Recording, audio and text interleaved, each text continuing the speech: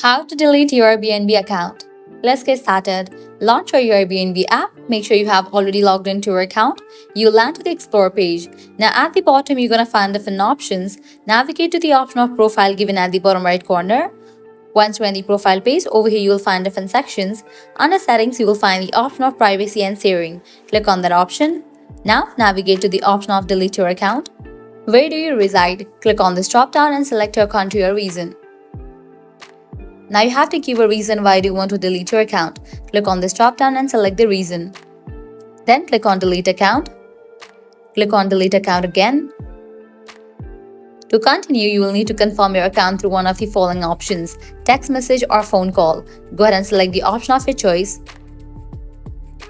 Now you will be receiving verification code in the email address or the phone number linked with your account. You have to type in that code over here and then click on confirm. With that, your account will be scheduled for deletion. So this way you can easily delete your Airbnb account. At the end, if you guys find this video helpful, don't forget to like, share and subscribe to our channel. Thanks for watching.